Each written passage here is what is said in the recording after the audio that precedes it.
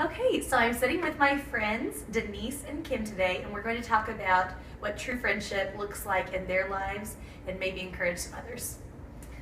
I think true friendship is different than just I think we probably both have a lot of friends in our lives, but true friendship goes beyond just the easy things. It's when things are really ugly and really hard, and you are scared and you don't know what to say. Like, you don't know how to say it to other people, but you either don't have to say it to your true friend, or you do say it. You don't have to worry that that she's going to leave you or not still love you. And I think a lot of the times that I can't say, even if I can't say something to my husband or somebody in the church who I'm close to, that I know that I have a safe place that I can go. And also, I think it means sacrificing. I don't think is the right word because it doesn't feel like that, but it's like getting out of your comfort zone to allow another person to be in your heart and in your life. And sometimes that, it makes you uncomfortable, but it makes you grow in so many ways. And it's different to have a friend who is like that versus just a friend who loves you and would, do things for you. And but still, sometimes there's those boundaries there with, regular friends, I think. Right. Denise? So I think that, there are lots of people in our lives and at different levels of friendship and just knowing them. And but true friendship takes time generally to develop until you're comfortable enough with them. And it's only going to develop to the level of your vulnerability with one another. Ooh, so true. It's only going to develop to your level of vulnerability with each other. Yeah. So true. Friendship, easy or hard? What's worth fighting for? How do you sacrifice for each other? Easy or hard? Yes. Yes. Because I think there's a myth that friendship is always supposed to be easy. Right. Because I think a surface level friendship always is. Mm-hmm. Right. And those kind of friendships are just people you have fun with. People you have fun with, just people you go shopping with and that sort of thing. But a lot of times we need something more meaningful in our life. Yeah.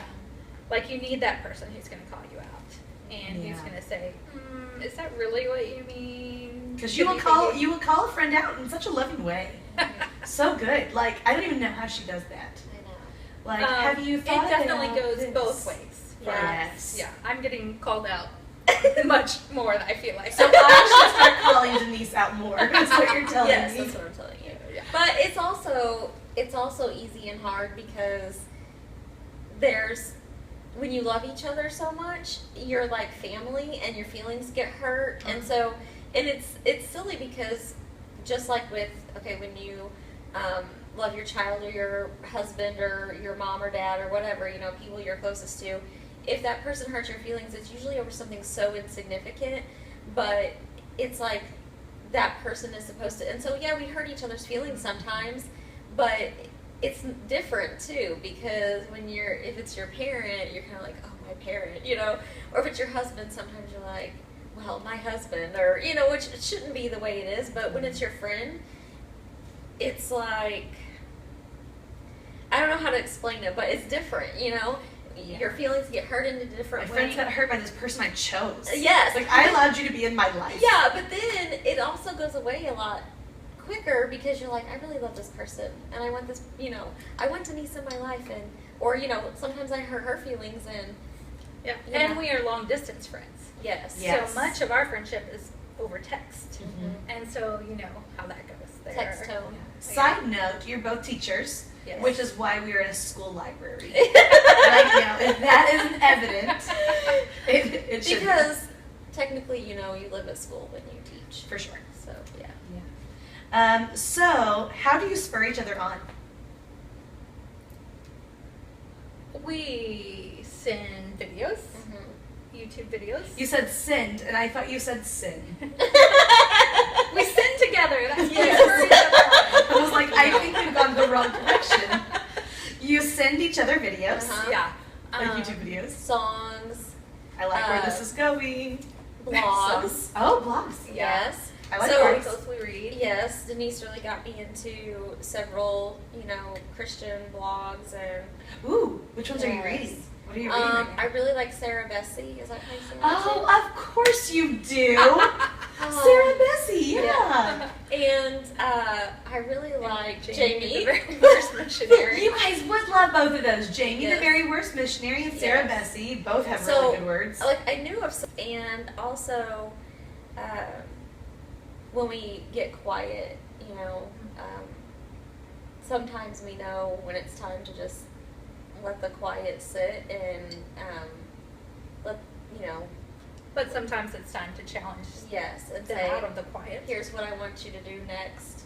Do it, and then text me back. Now, you said to let the quiet sit. Mhm. And I know what you mean by that. Mhm. But, like, some of our friends may not know what you mean by that. Let the quiet sit.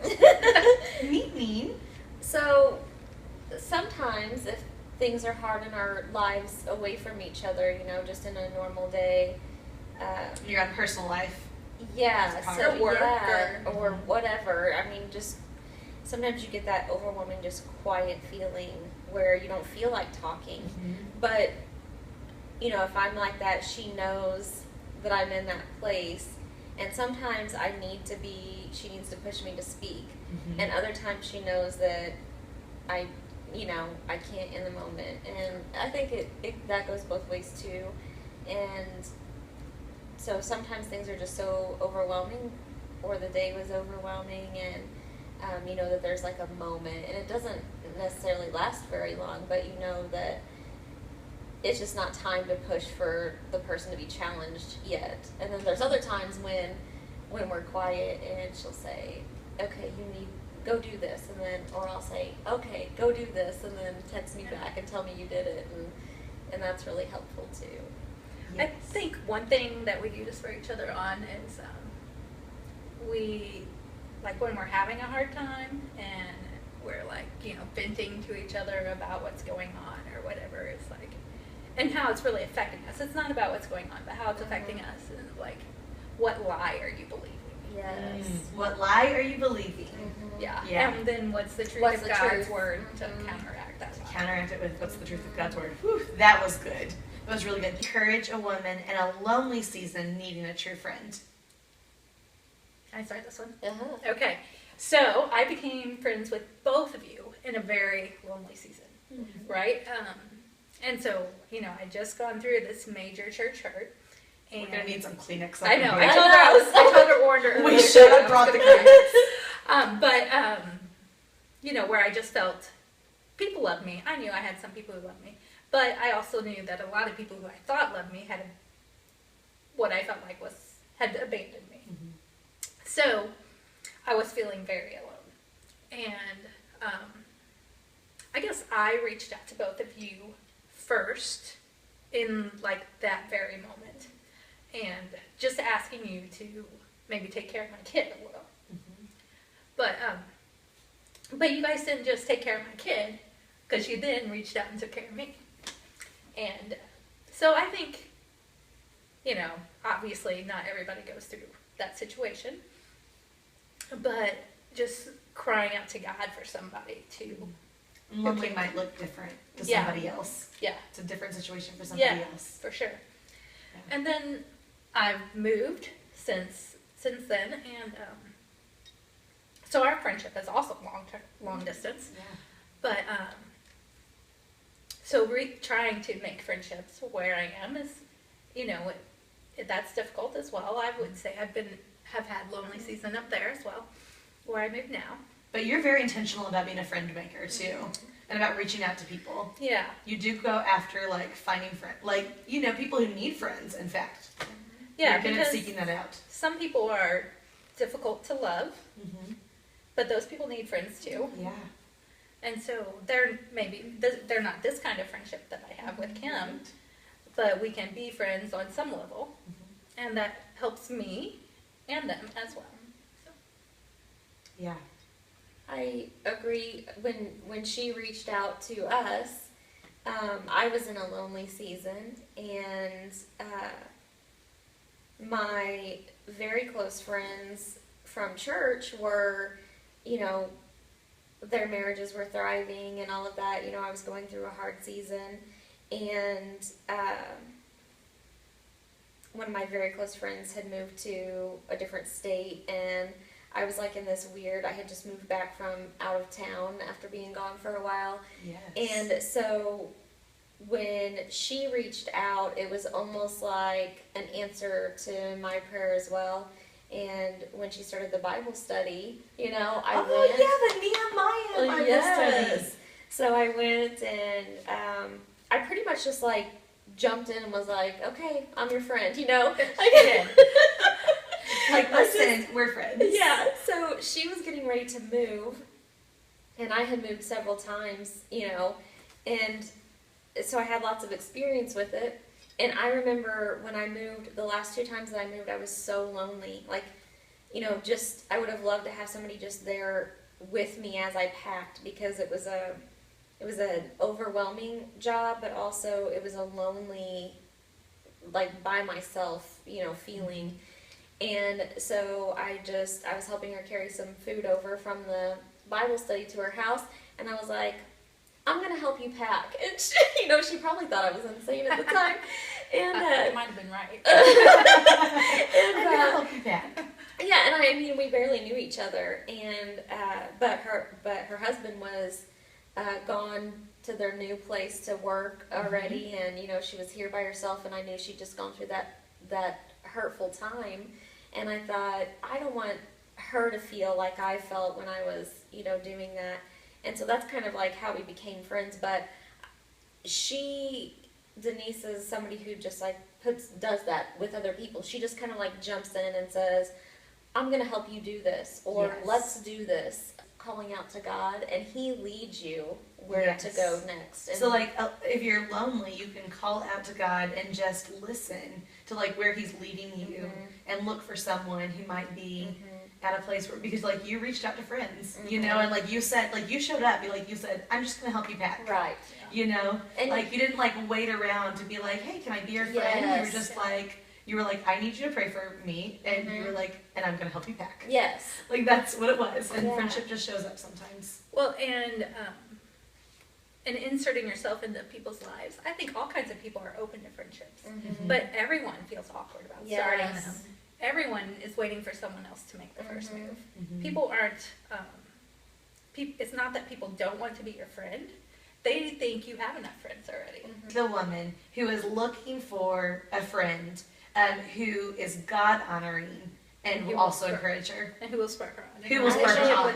In Christ. My suggestion for that is you need to I can't move.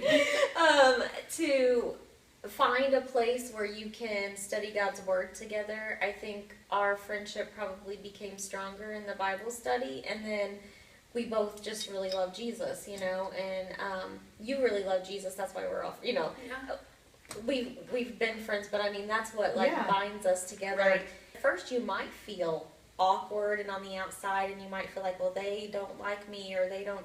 But a lot of that is just your insecurity of not already being part of the group. Yes. You have to kind of like be intentional about Inserting goes- yourself in. You have to Yes. just be like, here I am. And that goes back to what lie are you believing? Yes. You know, like, are you believing I don't fit into this place, or I'm not worthy of this Yes. group of friends, or do we sometimes believe I'm not worthy of that level of friendship? Yes. You know, like no one is going to Or that accept it's just me. too hard. It's just Yeah. going to be too hard.